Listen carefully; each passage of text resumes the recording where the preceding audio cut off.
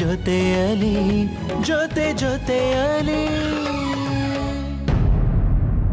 8 ವರ್ಷದ ಹಿಂದೆ ಅವನು ಒಬ್ಬ ಅಮಾಯಕ ಹುಡುಗಿ ಹಿಂದೆ ಬಿದ್ದಿದ್ದ. ನನ್ನನ್ನು ನಂಬು, ನಿನಗೆ ಮೋಸ ಆಗಲ್ಲ, ಕೊನೆವರೆಗೂ ನಿನ್ನನ್ನು ಕಾಪಾಡ್ತೀನಿ ಅಂತ ಅವಳಿಗೆ ಮೋಸ ಮಾಡ್ತಾ.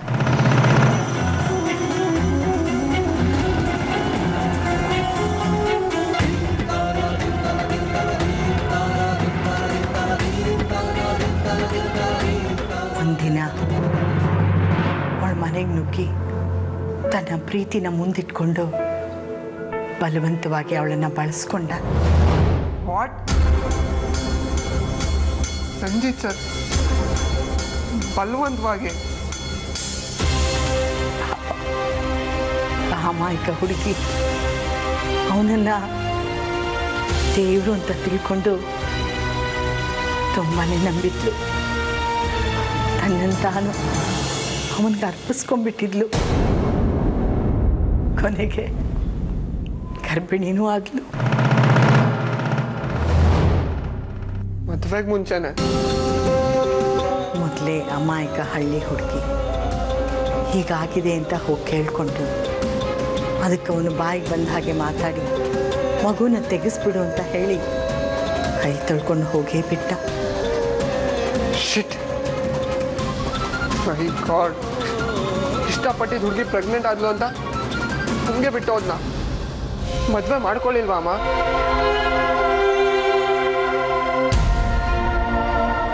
ಮೋಜಿನ ಮನುಷ್ಯಪ್ಪ ಅವರು.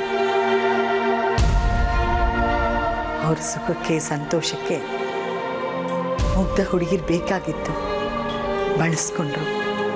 ವಿಷಯ ಹೀಗಾಗಿದೆ ಅಂತ ಗೊತ್ತಾದ ಕೂಡಲೇ ಕೈ ತೊಳ್ಕೊಂಡು ತಲೆ ಮರೆಸ್ಕೊಂಡು ಹೋಗ್ಬಿಟ್ರು. ಶಿಟ್, ಆ ಮನುಷ್ಯ ಹಿಂಗೆಲ್ಲ ಮಾಡೋದ್ನ ನಂಬಕ್ಕೆ ಆಗ್ತಿಲ್ಲ ಅಮ್ಮ. ನಿಮ್ಮ ಪಾಲ್ಗೆ ಅವತಾರ ಪುರುಷ ಅಲ್ಬಾಳಿ ಅಂದರೆ ಹೇಗೆ ನಂಬೋಕೆ ಸಾಧ್ಯ? ಹಂಗಲ್ಲ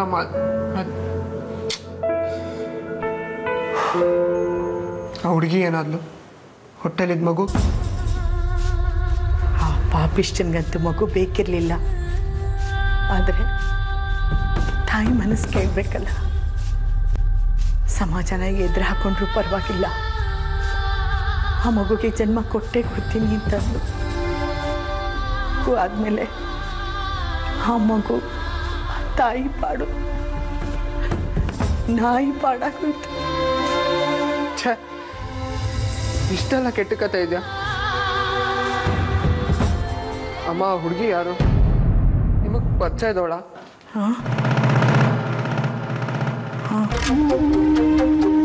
ಆ ಹುಡುಗಿ ಬಗ್ಗೆ ಚೆನ್ನಾಗಿ ಗೊತ್ತಿತ್ತು. ಪಾಪ ಅಲ್ವೇನಮ್ಮ? ಅಮ್ಮ ಅವಳ ಹೆಸರೇನು?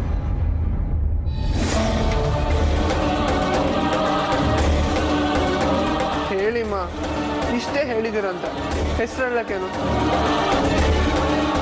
ಅಮ್ಮ ಪ್ಲೀಸ್ ಹೇಳಿ, ನಾನು ಯಾರಿಗೂ ಹೇಳಲ್ಲ.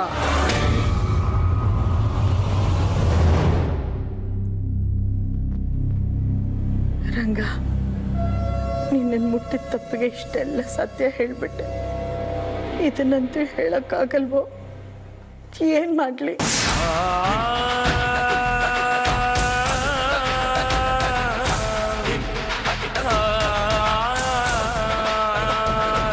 ಅಮ್ಮ ಪ್ಲೀಸ್ ಹೇಳಿ, ಆ ಹುಡುಗಿ ಹೆಸರೇನು?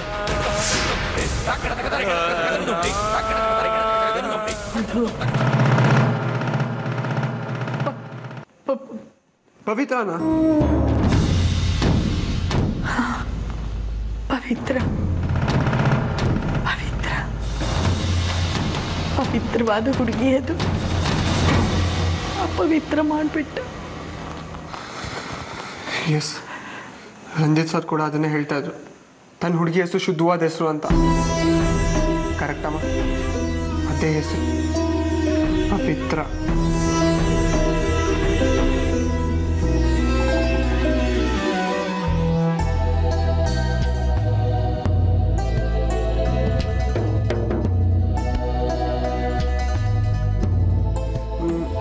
ಅಮ್ಮ, ಆ ಹುಡುಗಿದ್ದು ಊರು ಯಾವ್ದು ಹೇಳಿ? ಹೋಗ್ಲಿ ಬಿಡಿ ಅಳಿ ಅಂದ್ರೆ ಆಗ ಹೋಗಿದ್ದ ಕತೆ ಈಗ ಯಾಕೆ ಅದೆಲ್ಲ? ಪ್ಲೀಸ್ ಮಾ, ನಮ್ಮ ರಾಜ್ಯ ಆಳೋ ಮುಖ್ಯಮಂತ್ರಿ ಕತೆ ಏನು ಅಂತ ಅಟ್ಲೀಸ್ಟ್ ನನಗಾರು ಗೊತ್ತಾಗ್ಬಾರ್ದು. ಪ್ಲೀಸ್ ಮಾ, ಆ ಹುಡುಗಿದ್ದು ದೂರ ಹೇಳಿ, ಇಷ್ಟೇ ಹೇಳಿದಿರ ಪ್ಲೀಸ್. ಅದು ಚಿತ್ರದುರ್ಗನಾ? ಹಾಂ, ಚಿತ್ರದುರ್ಗ. ಪವಿತ್ರ.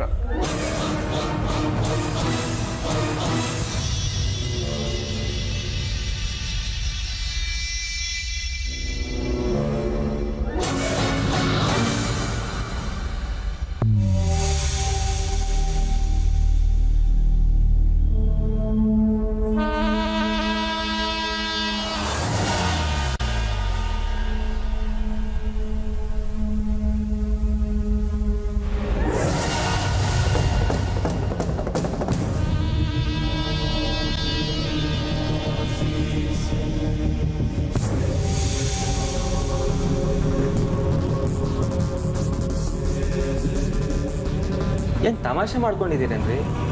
ಚೀಫ್ ಮಿನಿಸ್ಟರ್ನ ಎದುರಾಕೊಳ್ಳೋದಂದ್ರೆ ಅಷ್ಟೊಂದು ಹುಡುಗಾಟನಾ? ಹುಡುಗಾಟ ಅಲ್ಲ ಅಂತ ನನಗೂ ಚೆನ್ನಾಗಿ ಗೊತ್ತು ಸರ್. ಬಟ್ ಸತ್ಯ ಗೊತ್ತಿದ್ದು ನಾವ್ಯಾಕೆ ಸುಮ್ಮನೆ ಇರಬೇಕು? ಸುಮ್ಮನಿರಕ್ಕಾಗಲ್ಲ ಅಂತ ಪ್ಯಾಂಟಲ್ಲಿ ಚೇಳು ಬಿಟ್ಕೊಳಕ್ಕಾತೇನ್ರಿ? ಕುತ್ತಿಗೆಗೆ ಹಾವು ಬೇಕಾದ್ರೂ ಸುತ್ಕೋತೀನಿ ಸರ್ ನಾನು. ನನ್ಗೆ ಏನು ಬೇಕಾದ್ರೂ ಆಗಲಿ, I really don't care. But ಈ ಥರ ಸತ್ಯಗಳು ಜನಗಳಿಗೆ ಗೊತ್ತಾಗ್ಲೇಬೇಕಲ್ವಾ? ಅದರಿಂದ ಆಗೋ ಲಾಭಕ್ಕಿಂತ ನಷ್ಟನೇ ಜಾಸ್ತಿ. ನೋಡ್ರಿ, ಎಷ್ಟೋ ವರ್ಷಗಳ ಮೇಲೆ ನಮ್ಮ ರಾಜ್ಯಕ್ಕೆ ಒಬ್ಬ ನಿಷ್ಠಾವಂತ ಪ್ರಾಮಾಣಿಕ ರಾಜಕಾರಣಿ ಸಿಕ್ಕಿದ್ದಾರೆ. ತುಂಬ ನಿಯತ್ತಾಗಿ ಬಡವ್ರನ್ನ ಉದ್ಧಾರ ಮಾಡ್ತೀನಿ ಹಾಗೆ ಹೀಗೆ ಅಂತ ಹೇಳ್ತಿದ್ದಾರೆ. ಇವಾಗ ಇಂಥ ವಿಷಯನೆಲ್ಲ ಆಚೆಗೆ ತಂದು ಅದರಿಂದ ಅವರೇನಾದ್ರು ರಾಜೀನಾಮೆ ಕೊಡೋ ಪರಿಸ್ಥಿತಿ ಬಂದರೆ ತಪ್ಪಾಗಲ್ವೇನ್ರಿ? ನಮ್ಮ ಜನಗಳಿಗೆ ನಾವೇ ಅನ್ಯಾಯ ಮಾಡ್ದಂಗೆ ಆಗಲ್ವಾ? ಖಂಡಿತ ಇಲ್ಲ ಸರ್. ಅವ್ರು ರಾಜೀನಾಮೆನೇ ಕೊಡ್ತಾರೆ ಅಂತ ನಾವ್ಯಾಕೆ ಅಂದ್ಕೋಬೇಕು? ಏನು ಬೇಕಾದ್ರೂ ಆಗ್ಬೋದಲ್ವಾ? ಕಡೆ ಪಕ್ಷ ಅವರಿಂದ ಅನ್ಯಾಯ ಆಗಿರೋ ಹುಡುಗಿಗೆ ನ್ಯಾಯ ಸಿಗ್ಬೋದಲ್ವಾ? ಪಾಪ ಮಗುಗೆ ಅಪ್ಪ ಸಿಗ್ಬೋದಲ್ವಾ?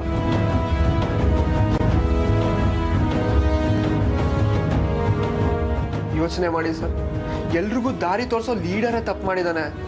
ಆ ಲೀಡರ್ ತಪ್ಪನ್ನ ಅವನಿಗೆ ತಿಳಿಸಿ ಸರಿಗ್ ದಾರಿಗೆ ತರಿಸೋ ಅವಕಾಶ ಎಲ್ರಿಗೂ ಸಿಗಲ್ಲ ಸರ್. ಪ್ಲೀಸ್ ಸರ್, ಏನಾಗುತ್ತೋ ಆಗ್ಲಿ ಒಂದೇ ಮನಸ್ಸಿಂದ ಹೂ ಅನ್ನಿ ಸರ್. ಇಂಥ ಚಾನ್ಸ್ ಮಿಸ್ ಮಾಡ್ಕೊಳ್ಳೋದು ಬೇಡ ಪ್ಲೀಸ್ ಸರ್. ಅವತ್ತಿನ ನನ್ನ ಆಲಯಕ್ಕೆ ತಂದಿದ್ದೆ ತಪ್ಪಾಗೋಯ್ತು. ಅದಕ್ಕೆ ಇವತ್ತೇನೋ ಅನಾಹುತ ಮಾಡೋಕೆ ಹೊರಟಿದೀಯಾ? ಓಕೆ, ಅದರಿಂದ ನಮ್ಮ ಚಾನಲಿಗೆ ಒಳ್ಳೆ ಹೆಸರು ಬರುತ್ತೆ, ಪಾಪ ಅಲ್ಲೆಲ್ಲೋ ಇರೋ ಒಂದು ಹುಡುಗಿಗೆ ಒಳ್ಳೆ ಜೀವನ ಸಿಗುತ್ತೆ ಅಂದರೆ ನಾನು ಯಾಕೆ ಬೇಡ ಅಂದೆ. ಆಯಿತು, ಅದೇನು ಮಾಡ್ತಿರೋ ಮಾಡಿ. CM ಜೊತೆ ಇಂಟರ್ವ್ಯೂ ಫಿಕ್ಸ್ ಮಾಡಿಸ್ತೀನಿ. Thank you sir, thank you so much. ನೋಡ್ತಾ ಇರಿ ಸರ್, ಅವ್ರ ಹತ್ರ ಕೇಳೋ ಒಂದೇ ಒಂದು ಪ್ರಶ್ನೆ ಇಡೀ ರಾಜ್ಯನೇ ಅಳ್ಳಾಡಿಸ್ಬಿಡುತ್ತೆ.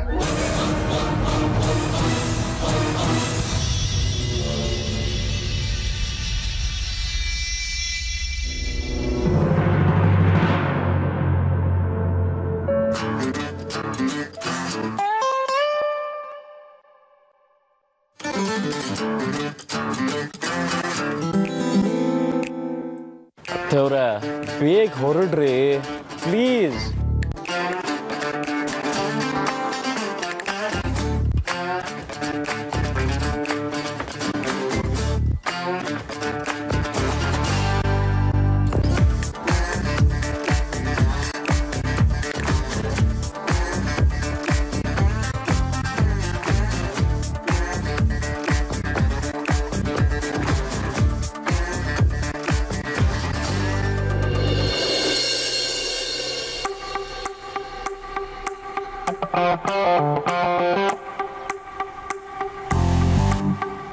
ಹಲೋ,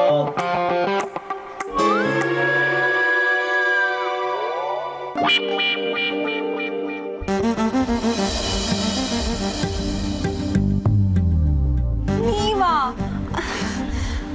ಅದು ಇಷ್ಟು ಬೇಗ? ಹೂ ಕಣ್ರಿ, ನಿಮಗೆ ಬೆಳಿಗ್ಗೆದ್ದು ಗುಡ್ ಮಾರ್ನಿಂಗ್ ಹೇಳಿಲ್ಲ ಅಂದ್ರೆ ಸತ್ತೇ ಹೋಗ್ಬಿಡ್ತೀನಿ ಅನ್ಸುತ್ತೆ. ಅದಕ್ಕೆ ಹಾಲಿನ ಡಬ್ಬ ಇಟ್ಕೊಂಡು ಓಡ್ ಬಂದ್ಬಿಟ್ಟೆ. ಗುಡ್ ಮಾರ್ನಿಂಗ್ ಪ್ರತಿಮಾ.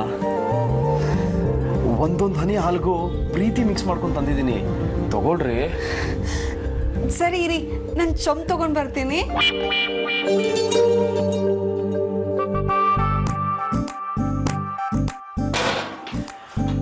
ಅಯ್ಯೋ ದೇವ್ರೆ, ಈ ಹುಡುಗಿ ಏನಪ್ಪ ಒಂದೊಂದು ಸರಿನೂ ಚೊಂಬು ಚಿಪ್ಪು ಇಂಥದ್ದೇ ಹೇಳ್ತಿರ್ತಲ್ಲ.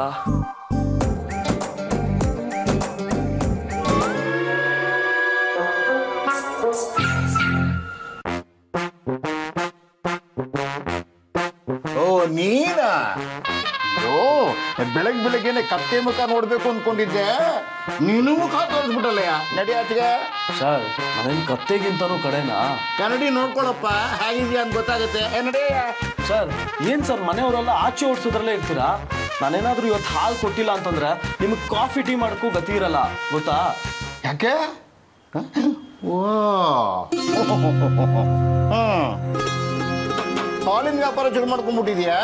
ಹ್ಞೂ ಸರ್, ಅವತ್ತು ನೀವು ಕೊಳ ರಿಪೇರಿ ಮಾಡಿದ ಟೈಮಲ್ಲಿ ಹೊಡೆದ್ರಲ್ಲ, ಹೊಡೆದಕ್ಕೆ ಎಲ್ಲ ಮರ್ತ್ಬಿಟ್ಟೆ. ಅದಕ್ಕೆ ಇವಾಗ ಹಾಲು ಮಾರೋ ಹುಡುಗನಾಗಿ ಬದಲಾಗಿದ್ದೀನಿ. ಉದರ ನಿಮಿತ್ತಂ ಬಹುಭೂತ ವೇಷಂ.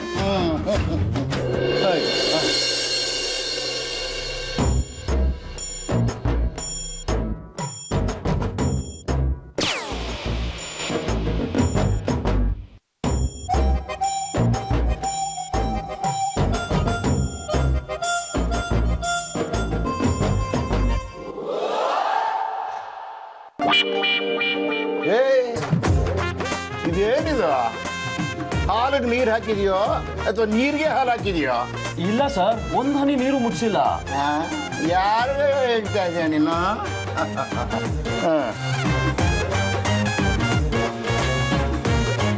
ನೋಡಿದ್ಯಾ, ರಾಜ ರಾಣಿ ರೋರ ರಾಕೆಟ್ ತರ ಬೀಳ್ತಾ ಇದೆ.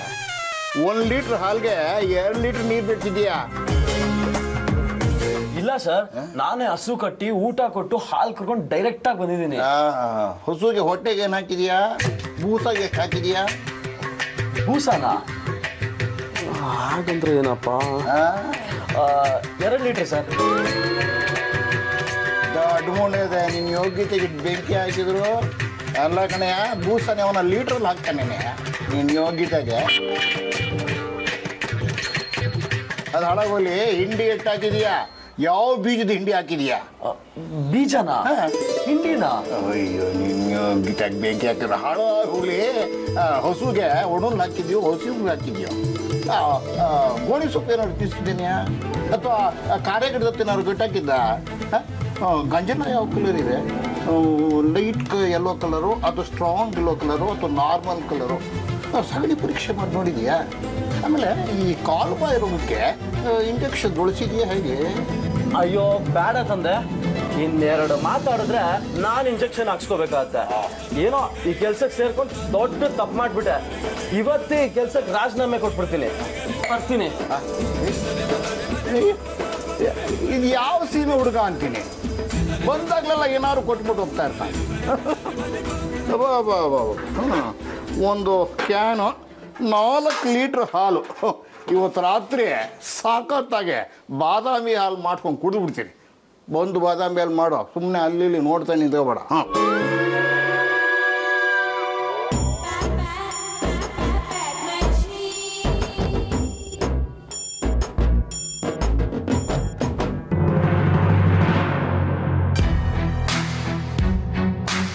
ರಂಜಿತ್, ನೀನು ಈಗ ಈ ಚಾನಲ್ಗೆ ಬರಬೇಕಾಗಿಲ್ಲ.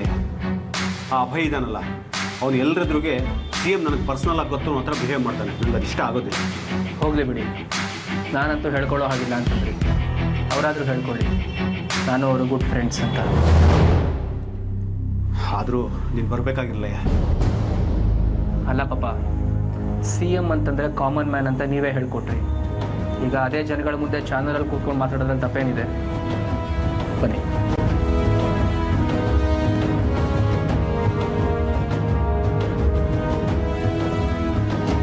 Congrats sir. Thank you. Welcome to our channel sir.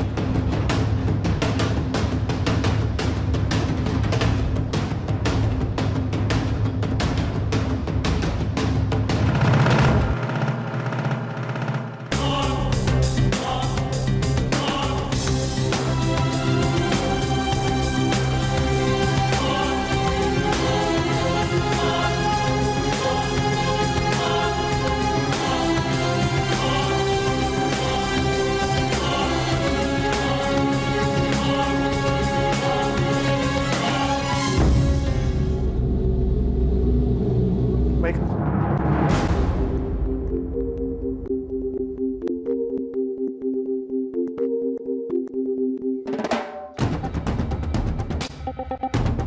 Sir please.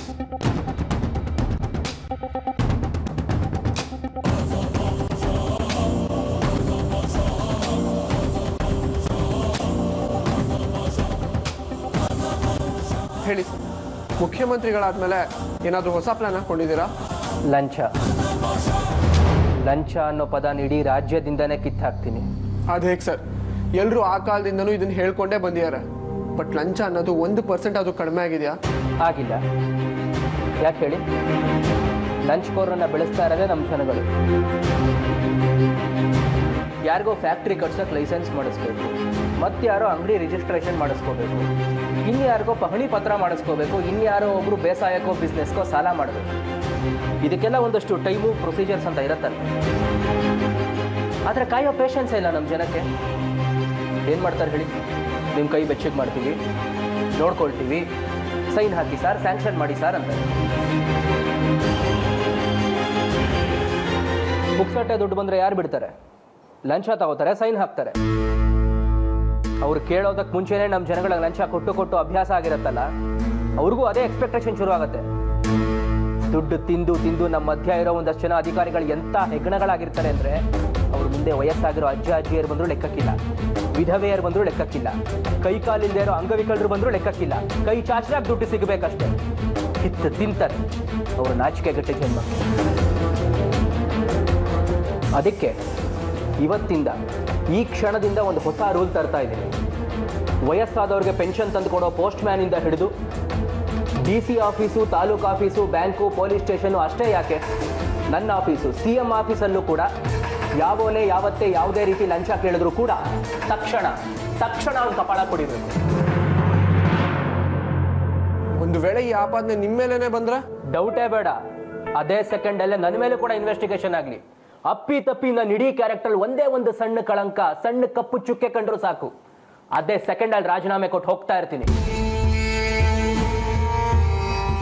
ಯಾಕೆ ಅಂದರೆ ನಾನು ಅವತ್ತು ಹೇಳಿದ್ದೆ, ಇವತ್ತಿಗೂ ಎದೆ ತಟ್ಕೊಂಡು ಹೇಳ್ತೀನಿ, ನಾನು ಪ್ರಾಮಾಣಿಕ, ಶುದ್ಧ ಹಸ್ತ, ಸಚ್ಚಾರಿತ್ರ್ಯ ಇರೋನು.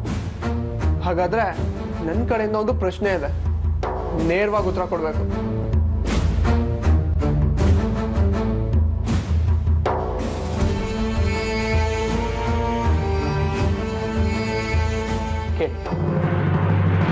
ನೀವೆಲ್ಲೇ ಹೋದ್ರೂ ನಾನು ಯಾವಾಗ್ಲೂ ಶುದ್ಧ ಹಸ್ತ, ಪ್ರಾಮಾಣಿಕ ಅಂತೆಲ್ಲ ಹೇಳ್ಕೊತಿರಲ್ಲ, ಅದು ನಿಜವಾಗ್ಲೂ ನಿಜನ? ನೀವು ಇದುವರೆಗೂ ಯಾರಿಗೂ ಮೋಸನೇ ಮಾಡಿಲ್ವಾ?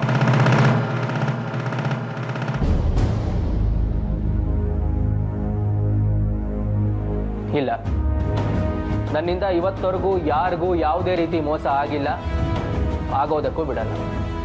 ಹಾಗಾದ್ರೆ ಇಷ್ಟೆಲ್ಲ ಪ್ರಾಮಾಣಿಕವಾಗಿರೋ ನೀವು, ಅನ್ಯಾಯನೇ ಸಹಿಸದಿರೋ ನೀವು, ಎಲ್ರಿಗೂ ಒಳ್ಳೇದನ್ನೇ ಬಯಸೋ ನೀವು, ಒಂದು ಹುಡುಗಿಗೆ ಯಾಕೆ ಸರ್ ಕೆಟ್ಟದ್ದು ಮಾಡಿದ್ರೆ?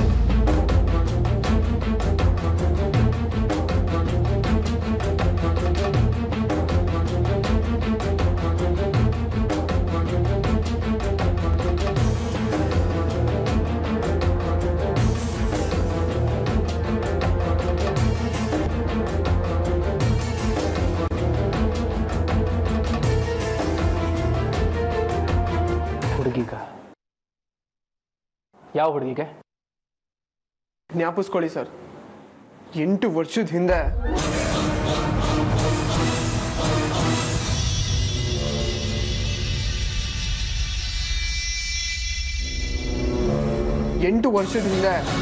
ನೀವೊಂದು ಹುಡುಗಿನ ಪ್ರೀತಿಸಿದ್ರಿ, ಅವಳನ್ನೇ ಮದುವೆ ಆಗ್ತೀನಿ ಅಂತ ನಂಬಿಸಿದ್ರಿ,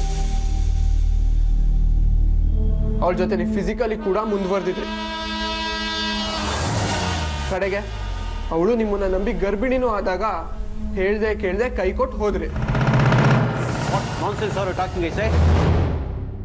ರಂಜಿತ್, ಎದ್ದು ನಡಿ, ಹೋಗೋಣ. ಒಂದು ನಿಮಿಷ ಸರ್, ನಾನು ಮಾತಾಡ್ತಾ ಇರೋದು ನಮ್ಮ ರಾಜ್ಯದ ಮುಖ್ಯಮಂತ್ರಿಗಳ ಜೊತೆ. ನೀವೇ ಟೆನ್ಷನ್ ಆಗ್ತಾ ಇದ್ದೀರಾ? ನೀವು ಹೇಳಿ ಸರ್, ಅಷ್ಟೆಲ್ಲ ಪ್ರಾಮಾಣಿಕವಾಗಿರೋ ನಿಮ್ಮಿಂದ ಒಂದು ಹುಡುಗಿಗೆ ಅನ್ಯಾಯ ಆಗಿದೆ. ಅವಳು ಅವಳ ಮಗುನು ಎಲ್ಲೋ ಒಂದ್ ಕಡೆ ಅನಾಥರ ತರ ಬದುಕ್ತಿದ್ದಾರೆ. ಅವರಿಬ್ಬರಿಗೂ ಏನ್ ಜಸ್ಟಿಸ್ ಕೊಡ್ತೀರಾ? ಮಾತಾಡಿ ಸರ್. ನಿಮ್ಮಿಂದ ಅನ್ಯಾಯ ಆಗಿರೋ ಆ ಹುಡುಗಿಗೆ ಮತ್ತು ಅವಳು ಹೊಟ್ಟೆಲಿ ಹುಟ್ಟಿರೋ ನಿಮ್ಮ ಮಗುಗೆ ಏನು ನ್ಯಾಯ ಕೊಡ್ತೀರಾ ಹೇಳಿ ಸರ್.